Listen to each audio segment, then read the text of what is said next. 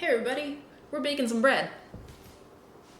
All right, we are doing a no-knead peasant loaf today. You have missed the first part of the process. I'm sorry, I wasn't filming earlier. I started making this on my late lunch break from work today, but this is what we're working with. Hurrah! It's looking good. Okay. This is a very, very simple bread, okay? Flour and water, salt, sugar, yeast, okay? I put in my flour and my other dry ingredients, my water, I mixed it all together. I set it on the other table to rise, and then I went, oh, Sondheim. I forgot to put in the yeast. So we had a little panic and then attempted to stir some yeast into my wet dough. I sort of dissolved some yeast with a little bit more sugar and some warm water, and I worked it all in. The dough did rise, which is a very optimistic sign. So now we're gonna divide it into a loaf pan and another container. Hang on. Okay, so my recipe uses 4 cups of flour, which usually gives me enough to fill this loaf pan and also this dish. So we're gonna grease these dishes, and then we're gonna divide the dough into them and set it aside and let it rise for another 20 minutes before we bake it.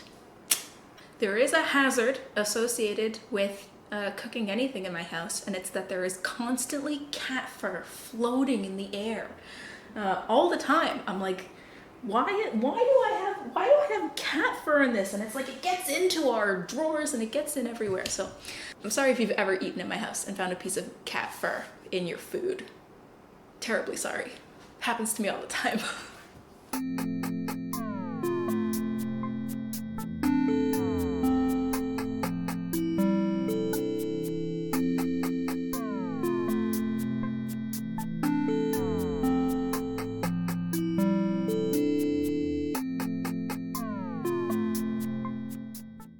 Ooh, this is a good angle. No, it's not. This is a terrible angle. Okay, hi. I just didn't want to move my camera. So the next thing that I have to do is I have to divide this among my loaf pans, which are now all greased up.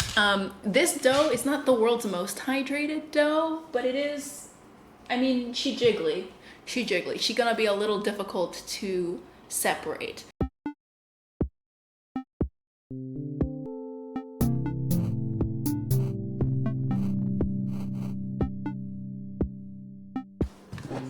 There we are. Beautifully done.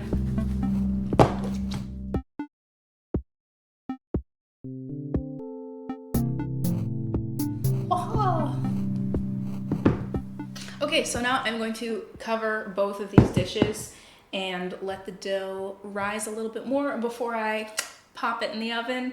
Right now they sort of are less than half the height of each of their containers, which is fine. I imagine that hopefully they'll rise just to about the halfway point and give them lots of space to expand when they're baking, and I should end up with 2 nice mid-sized loaves.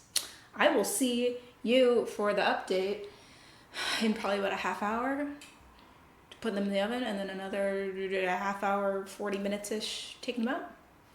See you then.